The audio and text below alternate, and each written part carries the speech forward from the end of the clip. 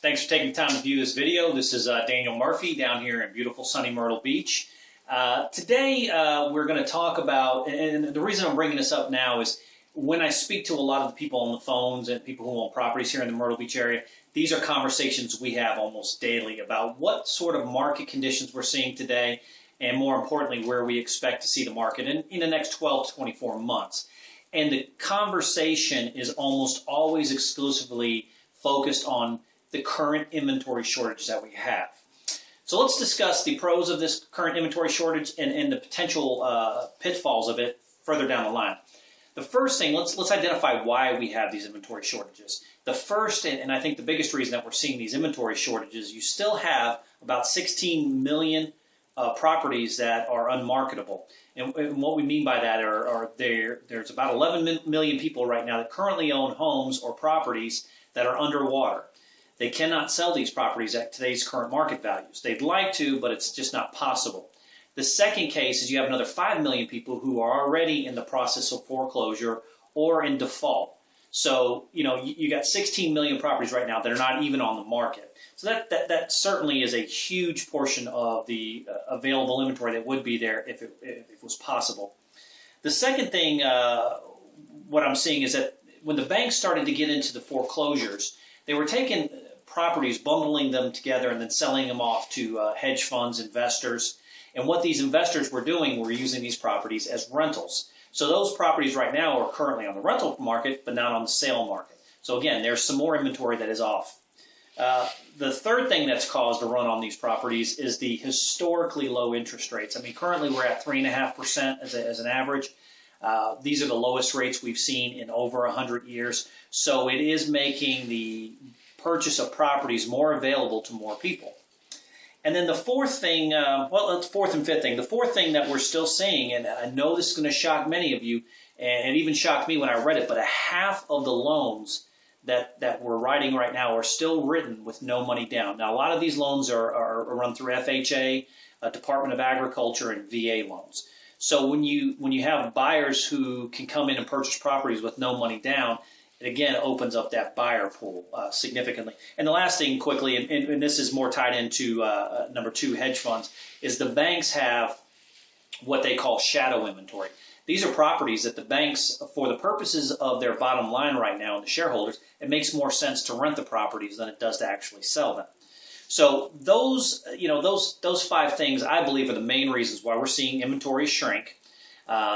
So let's look at what the cautionary, let's take a cautionary look at the future and why this might be a pitfall down the line. Let's go right to the heart of it on those interest rates. At 3.5%, we are at historical lows on interest rates. So we have to assume that at some point the Feds are going to raise the rates. And the Feds right now, the reason the rates are so low is that they're trying to improve their to really improve the sale price, to drive up asset prices. And really the biggest asset that they're driving up is the sale of homes. So yes, that's working, but you have to assume that if we're looking at historical lows at 3.5%, the Feds will raise them. Let's assume it only goes up marginally to 6%. Once you increase the interest rate from a 3.5% to 6%, you're going to see one of three things have to happen for the market to still move like it is. One, the potential buyers out there are going to have to be earning at least a third more in income than they are today. A third more. The second thing that's going to have to happen, if in fact that doesn't, if the buyers aren't earning a third more, home prices are going to have to drop by about a quarter to meet the same buyer demand that we're seeing today, to be able to afford that same property. They're going to have to drop by a quarter. And the third thing, and probably the scariest thing we can see, is the banks are going to have to loosen up their underwriting. And that's obviously not a good scenario. That's what we saw in 2005, 4, 5, and 6, which got us into a lot of this mess. So those are three things that could really affect the market on the inventory side and prices. Is an increase in the rates, even a marginal increase from 3.5% to 6%. The second thing I think that might affect this on the inventory side is if the hedge funds that own a lot of these properties that are renting right now, if their portfolio changes, if their investment scenario changes, and they decide that they no longer want to be in the rental side, they want to sell these properties, you're going to start to see some more inventory hit in the market. And that also has, with the shadow inventory from the banks are going to see this as well. As the home prices start to go up, it's going to make sense for them to sell them now. That's additional inventory that we do believe is going to be continuing to hit the market for the next 24 to 36 months. The loans that were given out to people with no money down, as I said, there were three main loans that were doing: the FHA, the VA, and Department of Agriculture. The loans that were given out to FHA and the Department of Agriculture, many of those borrowers were already financially stretched. So that's a potential huge problem down the line when these people start to, when these notes are coming due and these people are not being able to pay them. The VA loans are a little bit different. Most of those people are on some sort of pension. They're having money come in. It's not an issue. But the other two are financially stretched already.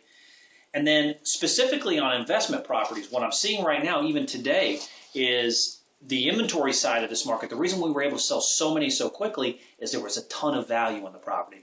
What I mean by this, if you come in and you're looking at a property specifically and solely for the purposes of an investment, it makes a ton of sense at X dollars.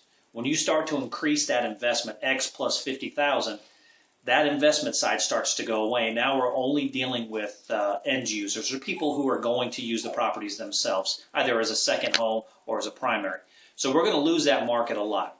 So the best thing that we can hope for is over the course of the next 3, 4 years, 10 years, that as the interest rates rise, this is the biggest key, that they do so in a very small, gradual measure so that people can cope with that rising interest rate.